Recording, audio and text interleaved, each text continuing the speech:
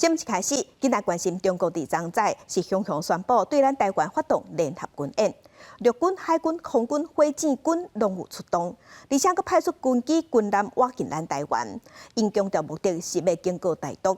咱的总统赖清德虽只是国安、国防爱应变。美国在台协会 AIT 嘛虽谴责中国，讲这款行为是保护自身的军事压迫。因若今仔日，中国是搁再宣布对台湾海峡中部、南部海峡进行海峡雷达2025A的演练。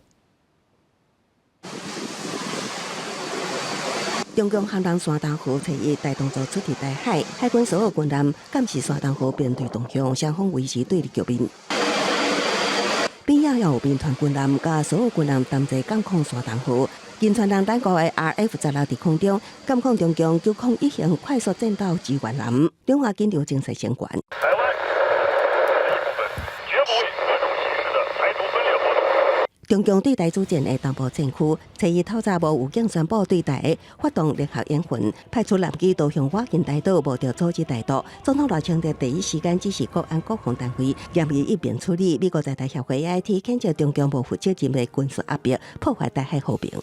面对外部威胁，我政府会持续捍卫民主自由的宪政体制，有信心、有能力可以捍卫国家主权。现在正在进行中的类似这个联合战备警巡的态势，那当然进一步再看看，山东号的在我们东南的这边的动态，那我们会有充分的掌握加以予以。国立行证实，山东号进入台湾应变区，国军启动应变机制，执行是备战操演，到下昼3点30分将协共拦查3架，海警船4架，加上71架次共机了台。还是处于利用一个灰色地带祈祷的一种方式，那包含了我们今天看到的很多的认知作战，用许多的这个媒体的这个方式，企图来威慑我们台湾，我们并没有发现他们预约24里的这个情况。中国海警配合军演，几廿只舰队执行环台岛管控。海巡署表示，中国海警是一套人马2套招牌，听命战区指挥部也将按有4架中国海警船进入帮助适应甲误区执行。你的行动已影响我国海域秩序及安全，请立即转向。中共这摆联合军演，甲去年的联合来港演习无共，军演无大好。中共讲这是新常态。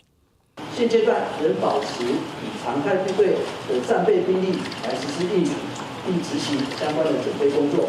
另外，中共放出影片，用卫星锁定台湾模拟飞弹在本岛，画面后一摆出现台北包括102大楼，也制作文宣图卡，考示赖总统17项国安策略。国军批评共军部队作战能力虚假，也反制中共认知战，电视国军全力等伫台海前线捍卫港。公司新闻采访报道。